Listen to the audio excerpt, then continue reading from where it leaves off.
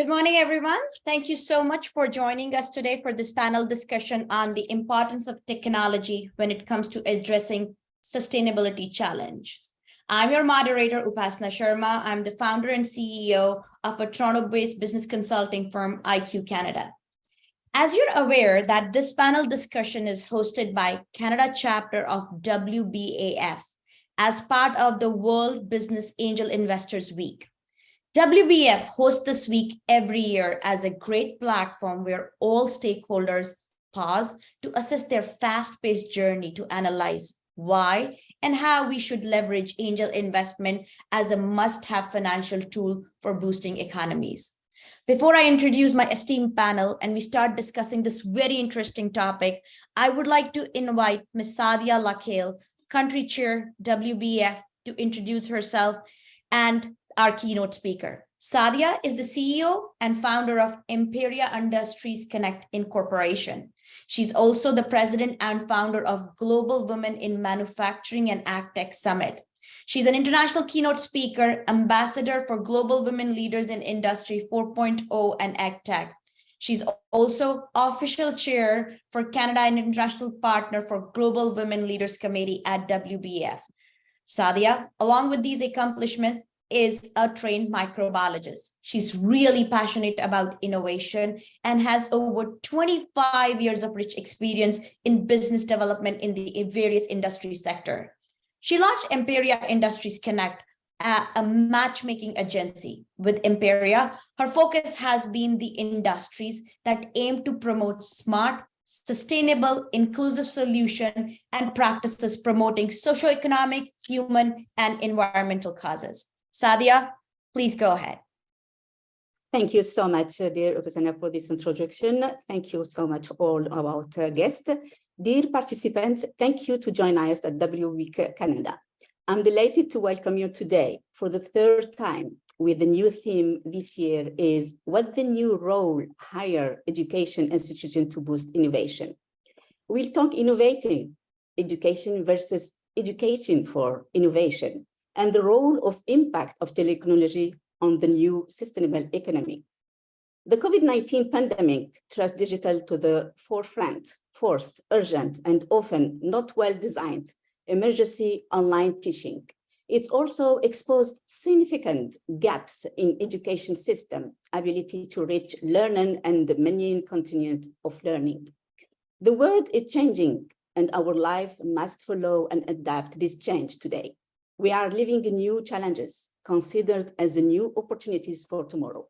So we should develop new entrepreneur mindset for new economy, innovative mindset to serve new customers, create and prepare new professions and new jobs, new skills and gap webs, because we can solve our problems with the same thinking we use when we create them. The question is, what can universities do adapt in rapidly changing world and prepare such graduates? And how universities can encourage and inspire entrepreneur and innovative thinkers? Education is a crucial driver of 2030 agenda. Higher education institutions, including universities and colleges worldwide, are preparing future professionals, conducting mindful research and engaging EdTech investment, and the digital transformation of education system globally, as we know, material change the education globally. Studies show us that the changing roles of high education innovation ecosystem, the role of universities is changing from being a central player in technology transfer to being an actor in knowledge exchange. The university is taking a new role for trust building between actors innovation ecosystem. The university is not merely an entrepreneur university, but also an associational entrepreneur in the innovation ecosystem. These emerging roles are indicate that universities are becoming the catalyst for sustainable development, innovation ecosystem. Knowledge exchange is crucial for sustainability. Trust is the way that the foundation of the sustainable networks social entrepreneurship is indispensable for sustainable social change. We'll see a major global investment in digital infrastructure for education globally. Most investors are looking more closely at edtech and innovation digitalization. As demand for solutions remains strong, excite as clearer. In our technology driver, world students today need a new set of skills that prepare that to stay ahead of others and drive the changes we are expanding across the global. Students or who can develop an entrepreneur and innovative mindset will be the graduates that are best equipped to solve the grand challenges in the 26th century. This is why the entrepreneur mindset and way of thinking must be consistent across the entire university. To learn more about this topic, we invite you to join this interesting roundtable discussion. Take place until 25th of June as global collaboration with higher education to increase financial inclusion. The week aims to contribute to the development of skills and expertise of students and faculty members alike, assist in the digital transformation of higher education institutions, and foster the kind of creative thinking that leads to innovation and eventual success in the ever-changing market environment of the 21st century. During this special week, all stakeholders and participants in the week's events will pause to reflect on their fast-paced journey, to analyze why business transformation is needed and how transformation will support entrepreneurship and innovation that will boost economies, and to reiterate how entrepreneurial ecosystems can create more jobs, more wealth, and for more social justice in cooperation with key players in early-stage equity markets in the post-pandemic economy. World Business Angel Investors Week 2023 will feature roundtables that will provide a platform for entrepreneurs, angel investors, and academicians to explore the processes startups will go through in post-pandemic times. The week will also include discussions on the ongoing challenges entrepreneurial ventures face in integrating the basic knowledge of strategic planning, and will consider creative ways to overcome the challenges. I would like to thank in advance all the stakeholders and partners who will be contributing to the World Business Angel Investors Week 2023. They will be highlighting the importance of higher education to increase financial inclusion, the theme of this year's event. I believe to grow and thrive in a post-pandemic world, swift business transformation into a pandemic-proof organizational model is vital if we are to ensure the sustainability of world economies in the new normal.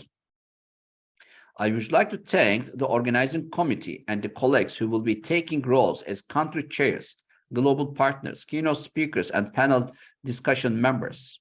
Their combined efforts will create value for the world startup economies, not only during this week, but in the future as well. They will focus on harnessing the collective knowledge of the world's most influential women leaders, policymakers, entrepreneurs, and artists, with a view to addressing critical issues of early-stage equity markets in the new normal. The week will also be a great platform from which to campaign for solutions to such critical issues and other worldwide concerns at the United Nations, the European, and in G20 countries. The ultimate goal of all of the week's keynotes, discussions, presentations, and workshops is to agree on a common roadmap for entrepreneurs, startups, and SMEs that will enable them to emerge from this pandemic period even stronger than they were before. We encourage all faculty members of higher education, angel investors, entrepreneurs, and policymakers to explore the merits of the World Business Angel Investors Week and take full advantage of its many benefits. I am confident that each participant in World Business Angel Investors Week will benefit from the collaborative ideas, know-how exchange, training programs and workshops, and global networking opportunities that are offered.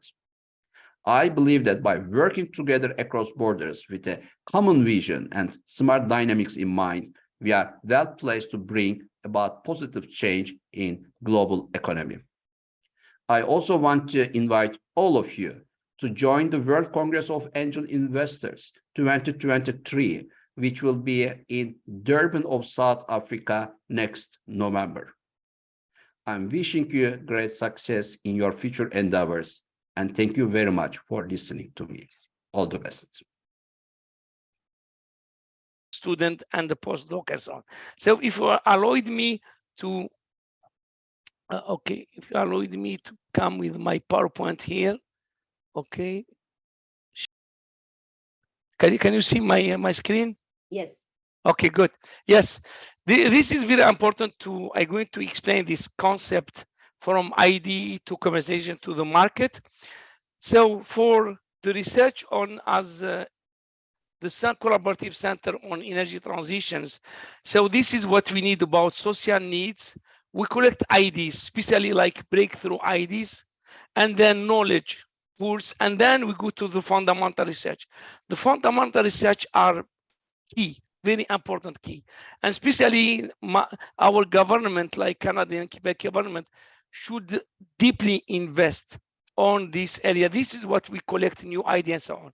And then, of course, we come with the knowledge of application and then applied research, because applied research are very important.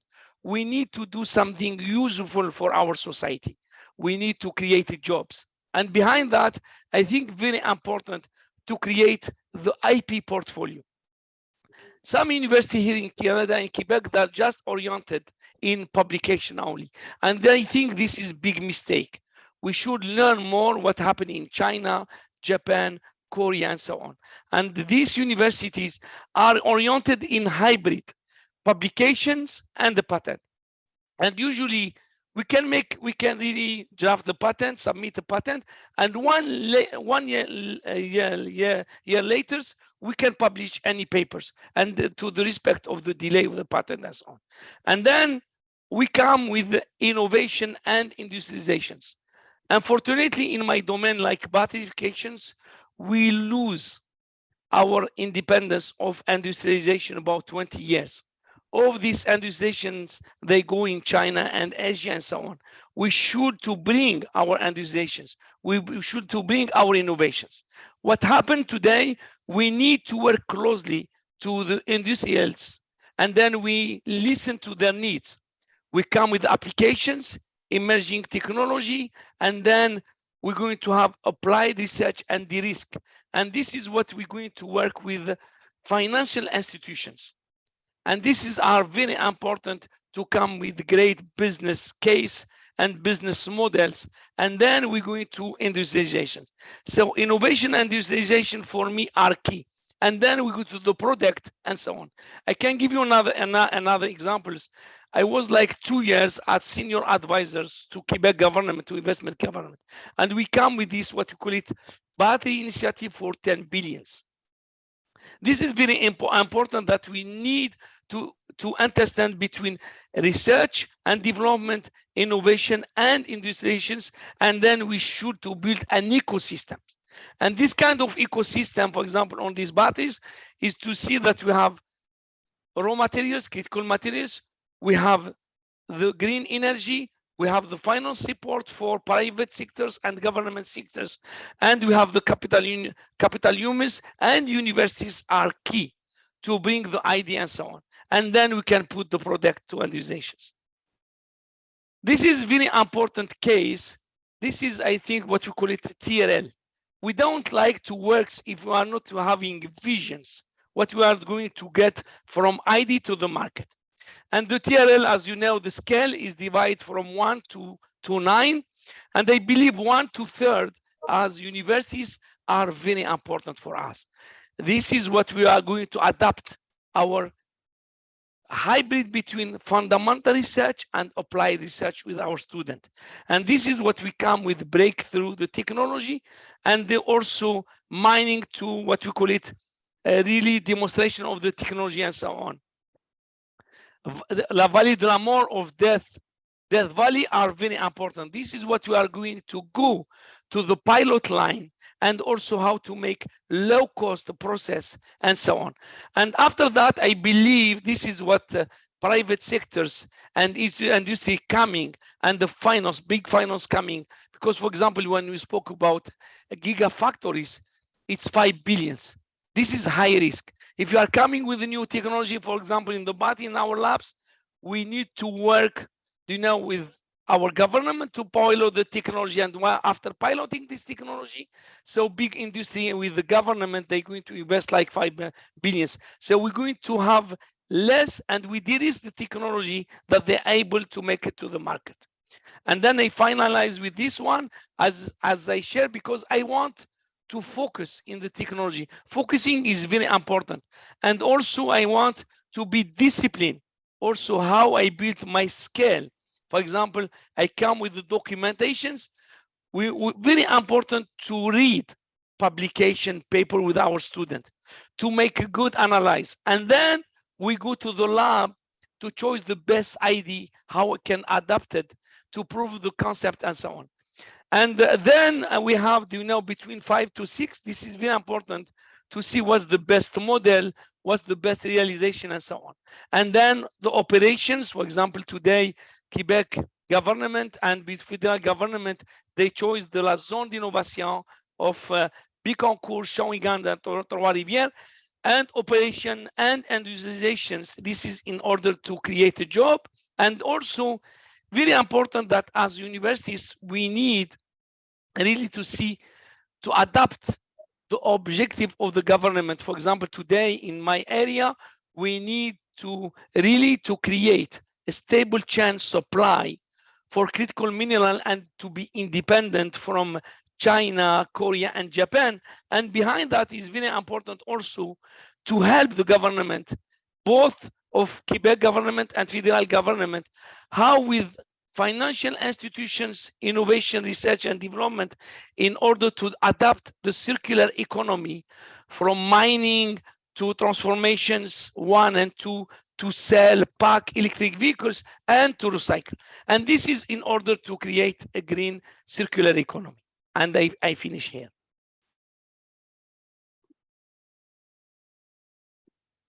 Thank you so much, Karim, for your very, very wise word. I think so it resonates with all of us. Your experience that you have had over the years and what you said, I think so will go a long way how education, technology, and innovation takes place.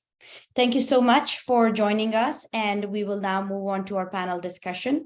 Before we start our panel discussion, I would like to introduce our esteemed panel members who are joining us with massive market experience in startup and various industry sectors. In no particular order, I am going to start with Simon Leblond. Simon Leblond is an entrepreneur with a diverse background in high-tech, economics, and real estate.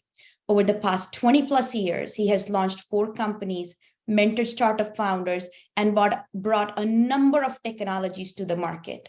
Now, as the CEO of Smart D, he seeks to disrupt the $20 billion motor control industry. While you're disrupting this $20 billion industry, Simon, so much for taking time out to join us for this panel discussion. Thank you. Our next panelist is Samson Bowen-Bronet. Samson is the co-founder and CEO of Altiro Energy, a company revolutionizing clean energy storage and distribution.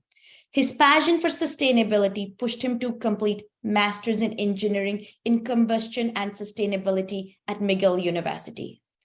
At the university, he developed a novel iron-based carbon-free fuel.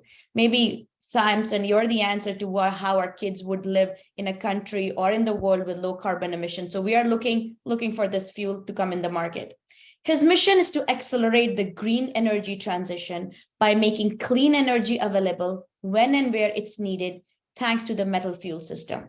Thank you, Samson. While you're busy in creating this carbon-free fuels, thank you for taking time for joining us on this panel discussion.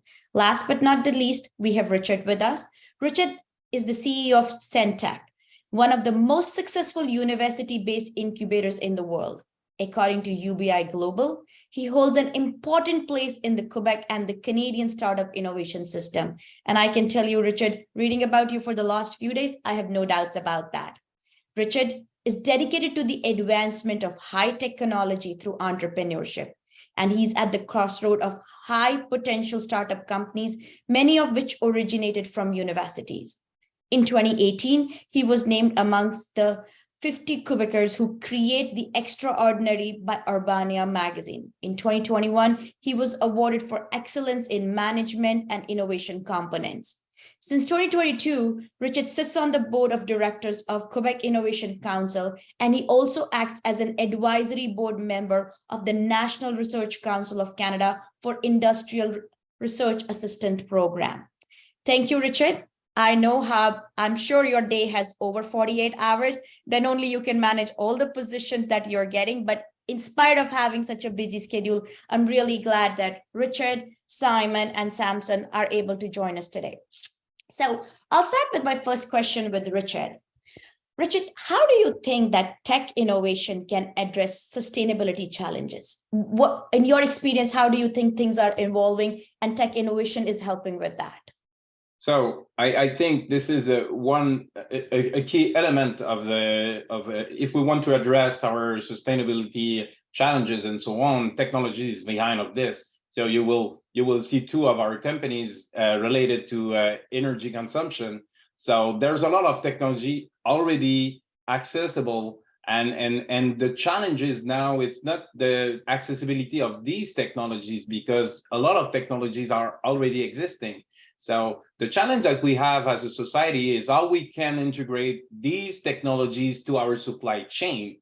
And I think this is where we have a challenge as a society, because if we want to reduce our environmental footprint, we have to change our mindset. And I think the challenge is more economic than technological.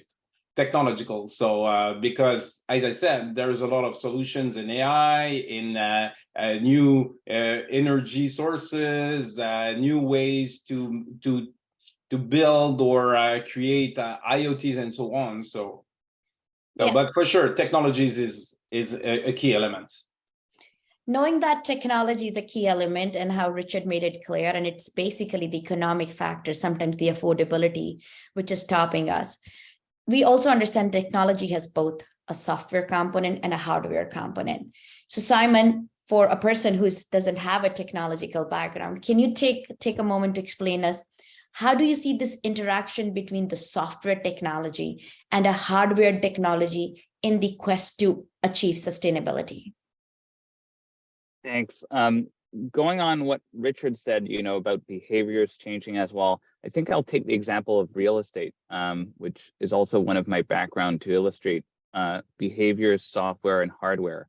Actually, in a building, if you're consuming energy, yes, you can impact behaviors of people and try to get them to have more sustainable behaviors, but there's a limit to that. And then you can have the software going on that. Richard again mentioned AI. I think we've got a fantastic company doing that with BrainBox AI in Montreal. And so they're bringing a software layer on that. So you have the behaviors of people, you influence them, then you bring the AI, you optimize what you have in the building, and then again, you reach a limit. And that is the physical limit of the infrastructure in that building. There's so much you can do at one point with software, and you need to go at the physical layer. And here you need to change the actual hardware that's going on there. So having more efficient motors, not to talk about the industry I'm in, but the installation of the building, all of these are, physical layers that you need to impact. And even going beyond that, you need to impact how the electrons move through your wires. So the more efficient solutions you bring, the better you're off. And so that's where it's not one or the other. You need to impact every layer of the solution: behavior, software, and hardware. No doubts. I think so. This totally makes sense to me. Human beings will be aided by software and hardware as that layer taken, but unless we don't have the right behavior, it's going to be a problem. Even if we have a smartphone home, we still need to switch off the lights. So on that note, before the human behavior becomes to adapt more technologies which are sustainable, Samson, and this is evolving, every day it's evolving. Where do you think you see the new technologies making the biggest impact, and how are they making it? Yeah, I think that's a great question to look at. And it reminds me of a book I was reading on sustainable energy that had a section talking about how the saying every little bit counts is actually a bit of a myth. And what you should be saying is every big helps. So with that in mind, the areas where technology can make the biggest impact are in the biggest emitting sectors. And so if you look at global CO2 emissions, you have sectors like energy production, heavy industry, and transport making over half of total global CO2 emissions. And so those are the areas we really want to focus on. I think for road transport, a lot of the solutions, like Richard mentioned, are out there technologically. You have electric cars, fuel cells, and even e-fuels. But for the other group, it's not quite as clear. So there's industries like cement and steel and iron manufacturing that produce respectively 7 and 8% of global CO2 emissions, but they're also known as hard to decarbonize because it's a big challenge. And so those areas, along with power generation, have kind of unsolved problems. So you might think, you know what, simple for the power generation, shut down the coal plants, shut down the gas plants, and produce more clean energy. But as Professor Zaghib mentioned, the issue is you need storage for when there's no sun and no wind, or if there's too much sun and wind, that energy gets thrown away. And so that's where you need solutions for energy storage and clean fuels that can actually help you bridge that gap and really go after those big industries where you have the biggest chance of making a difference. Perfect. Now that's very helpful, I think. So yes, small steps would help, but the amount of CO2 emissions going and the impact it is making, we need to basically take on the big bulls and make sure the bigger sources of the problem are solved. That makes so much sense. I understand that we would need to take up the big companies, the biggest producers of CO2 emissions and the impact they are making. But at the same time, before we change the big industries, we still continue to take the smaller step. On that note, Simon, my question for you is, do startups have a specific role to play in bringing sustainable technology? Well, absolutely. I mean, if you rely only on the big industrial players, they have a whole legacy system behind them, and that somewhat prevents them to completely disrupt themselves. What if I bring a new innovation that cannibalizes my existing business? What's my business case? What's my incentive to do that? I think you've definitely seen it in EVs with an outsider coming in. And I'm living that same thing in my industry, where you have established industrial players, they have existing technology, and they're fantastic at incrementally improving what they have. But having a complete disruption, bringing a new technology, is not something they can do easily. It requires a business case that is not justifiable with their existing Excel sheet. So that's where startup coming completely from the outside with a blank page can really have a fundamental impact on sustainability. No, that's perfect. Samson, your point is absolutely relevant. With the rapid CO2 emissions and the environmental disaster it is causing, we need to focus on big players. But Simon, you're absolutely right by saying that we need to focus on big players, but they have legacy, which will not help them to very effectively and immediately take all the disruptive technology and change the entire systems they have. So we have startups. We need them to bring that disruption at every level to bring the technology. On that note, Richard, I will come back to you with these two parts.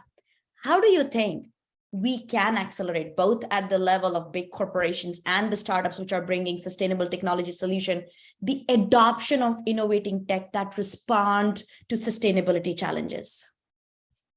Yes, I think this is a key element in the equation to resolve our environmental challenges. So one thing that we should recognize is working and doing some proof of concept with startup. It's like to do R&D activities in your organization. So I think we have to shift the budget that large corporation put in R&D activities to do more proof of concept with startup to demonstrate the quality of their product and also accelerate at the same time the adoption of these technologies. So if you only want to invent it or created your own solution to solve your problem, it's impossible. You have to multiply the number of stakeholders who work around you to accelerate this new innovation. And startups, there's a lot of startups in the world who has great solutions. And if we don't create that connection, we miss, sometimes we will miss some great opportunity as on the societal standpoint, but also on the economic standpoint too. So, and I think this mindset has to shift faster than it is actually. So, and I think when we will feed that gap, I think it will accelerate the technological adoption from innovative project. And at the same time, the other question is how the governments can help to support these connections. Because there's a lot of, in Canada, we have, for example, a lot of credits for R&D activities. So as a society, I think the government should recognize the project between startups and large corporations as in our R&D activities, and that will change a lot of things. I think so, Richard, it's a brilliant idea. In this world where we have a lot of VC fundings taking a backseat with unstable economy, you bringing this idea that we already have this big corporation with budgets for R&D, and instead of keeping it in-house, bring up those innovative startups, support them with the same funding, and it is driven by very driven entrepreneurs who really want to make a change. We will solve the problem of having solution funding for these innovative startups. We will also give chance to many more people who can enter the field because now they're backed by funding.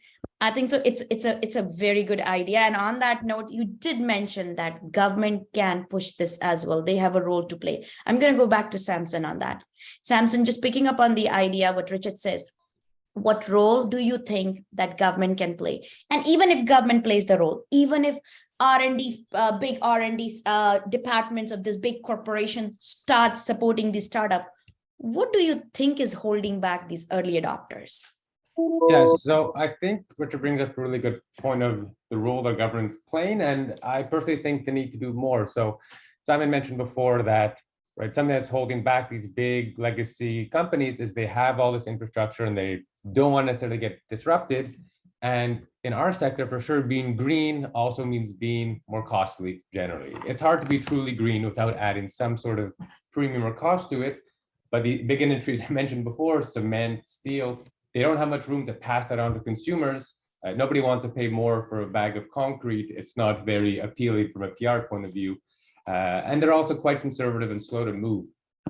And so I think the government has a role to help mesh the startups with the big companies by using, of course, the carrot and the stick. So subsidies to favor introduction of new technologies, either in development and partnership or simply adopting them, but also forcing them with harder carbon taxes or putting on new solutions that they'd have to meet.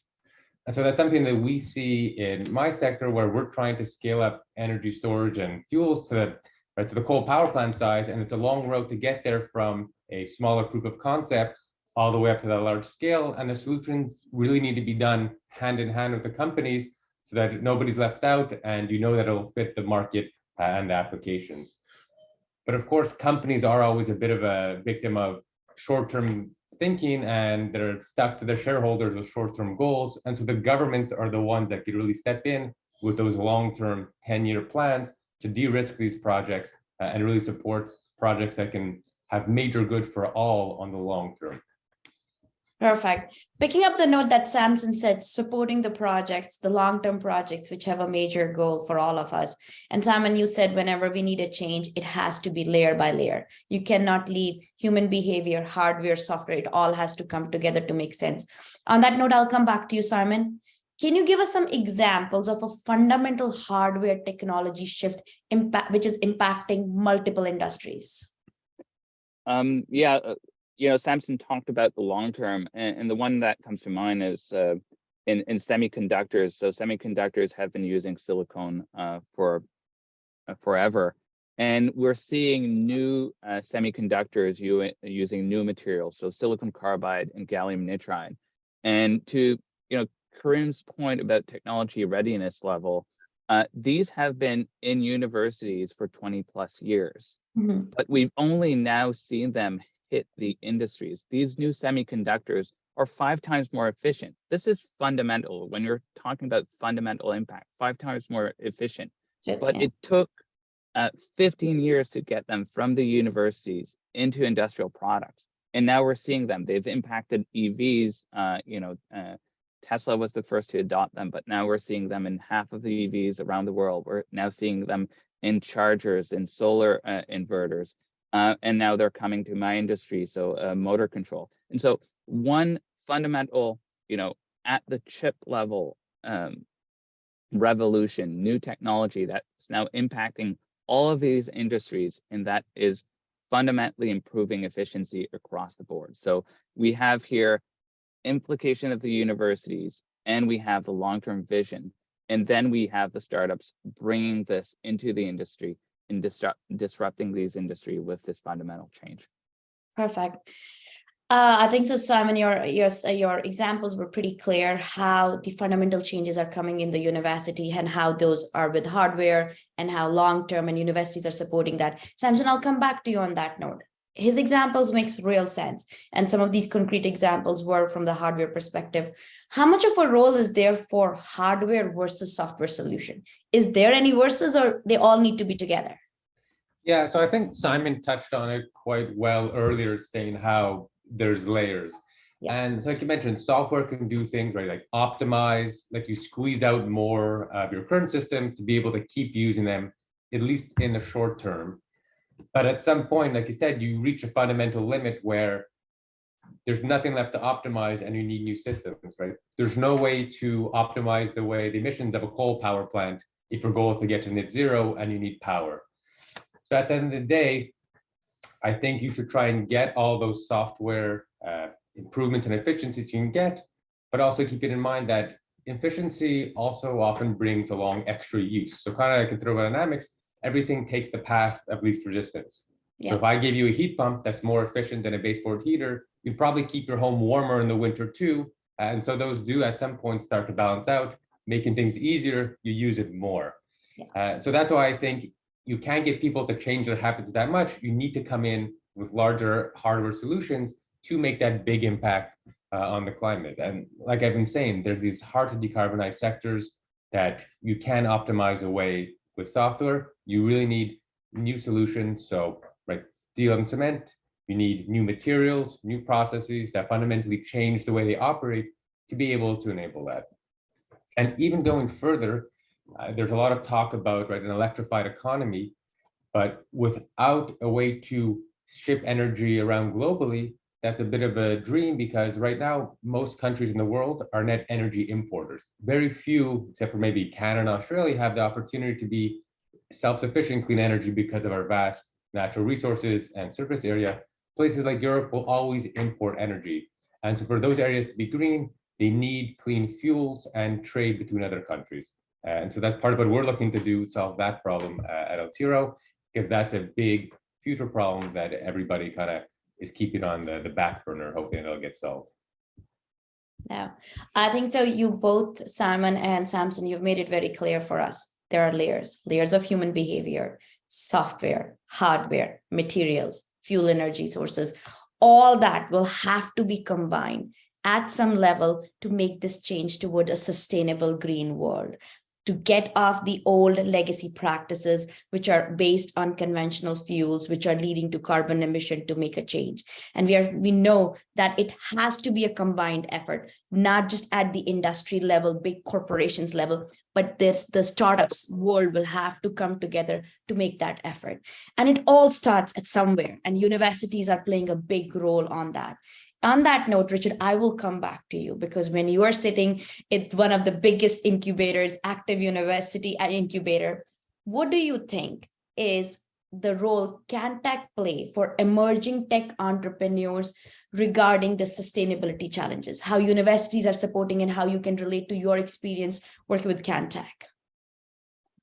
With us, we have two great examples. So because universities can create new product, new technologies, and Samson with his company is a good example of this. So this is a spin-off from McGill University, created in their laboratories, and they saw a high potential to commercialize this product, and they joined the Centech programs to build the business model behind, because it's not only to have a great idea. So if you want to launch a company and launch a product, there's a lot of complexity, and this is the role that we play to support these entrepreneurs to transform this high potential project to a real company that can commercialize globally.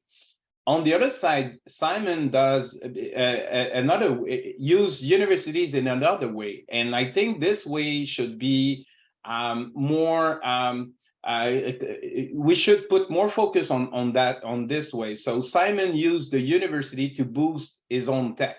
So he started at Centech with an idea, with a high potential idea, and at the same time he connect his idea to a research group at ETS, École de Technologie Supérieure, and the collaboration between his idea and also the brain power of ETS build a product better, greater than what it was at the beginning. And we should push and promote how we can boost the startup tech, the startup product. If as a society, if we want to accelerate the pace, especially from startups, we should connect them to research centers to accelerate the product development part.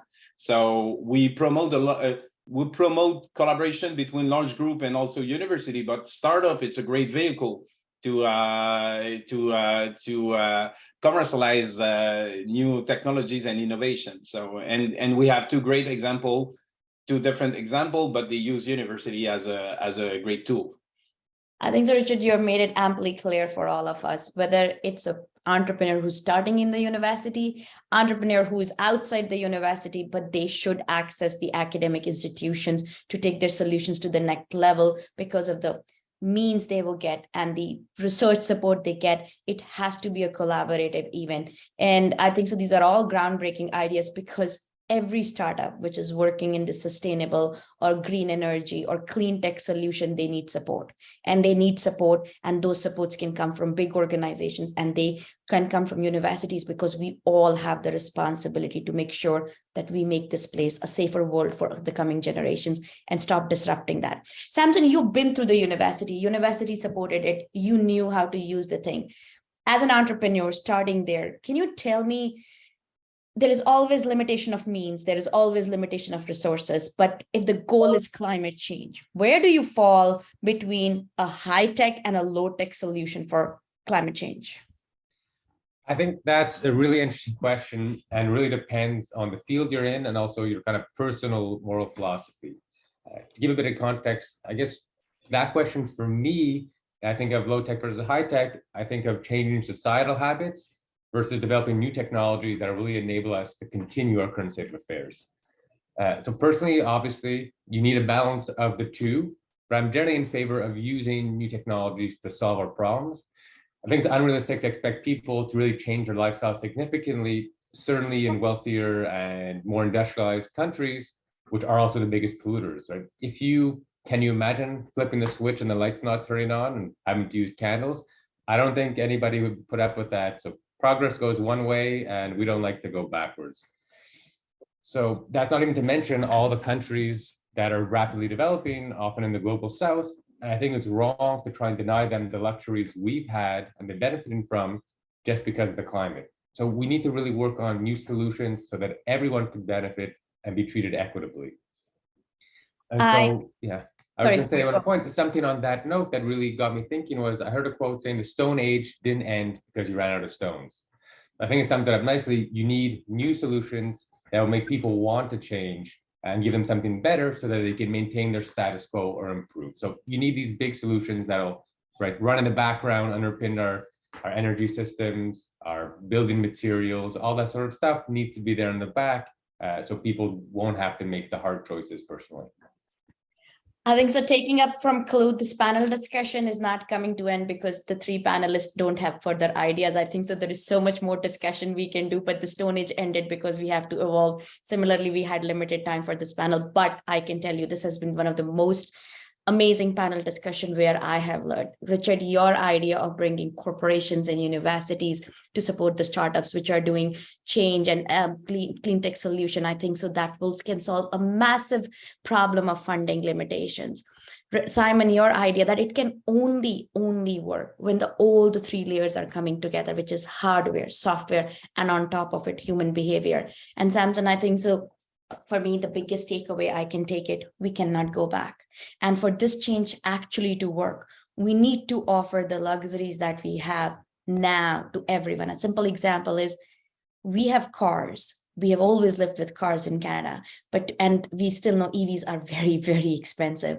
Now, to expect that people in the developing world will simply give up on the cars who are just getting to buy capability to buy cars because they're doing carbon emission, it's not going to work. To have a solution which will change the world and will be sustainable is to have those solutions which everybody can afford, everybody can adopt. I am really thankful for three of you to come together to bring these amazing ideas and that we can share with, because as you said, every step, every effort, every discussion towards a cleaner, greener world is what will make the change, because everything starts here, the thinking process. On that note, I will bring Ms. Sâadia back on for thanking the three panelists and Mr. Karim, our very accomplished keynote speaker, and we will invite Sâadia. Sâadia.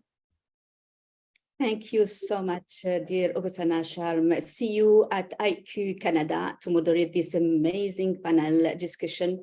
Thanks again to our chairman, WBAF, Mr. Baybars, Altuntas, for this opportunity, to our esteemed speakers for their availability to sharing interesting, powerful insight. Mr. Karim Zaghib, CEO, Electrification Society, professor at Concordia University. Mr. Richard Chenier, CEO at Centech Montreal. Mr. Samson Bowen-Bronet, CEO of Altiro Energy. Mr. Leblond, CEO Smart Technologies. Thanks again to all participants here today with us. So very interesting highlights when we think of universities as these institutions promoting entrepreneurship. So let's harness this momentum and continue collaborating to pave the way for a future where innovate, thrive, and entrepreneurship becomes an integral part of our society, offering opportunities and legacy to be built on the knowledge that the world is heading in positive directions. No doubt, we all of us want to leave the world before then we find it. We think how to make career cool and changing the world possible for young entrepreneurs. Promote new thinking and inspire actions, while also offering a unique opportunity for global networking. To create the new the green economic with the new rules and sustainable business models that put people and planet first. These businesses are a spark contracted to today's mentoring businesses who largely remain trapped in model of profit primacy. The future belongs to the responsible visionary entrepreneur, to innovative thinkers, change makers who take collaborative and partnership approach together to build the green economy. And sustainable development refer to the development that balance economic, social, and environment factor to meet the needs of the present and the future generations. While the green economic refers to an economy that's low carbon, research efficient, and socially inclusive. Thanks again to join us today. Be ours at the next WBAF 2024 meeting with another topical interesting theme, and look forward to welcome you to WBAF Forum South Africa. Wishing you all the best. Thanks and all success. Thank you, Sâadia, for very, very wise words. This is really appreciative. And people who have been joining us for the last 3 years, this is the curtain from Canada chapter for WBAF 2023 week. As Sâadia said, we'll see you back in 2024. Thank you again for our esteemed group of panelists and our keynote speaker, and Sâadia for this opportunity to give me this opportunity to moderate this panel. Thank you so much.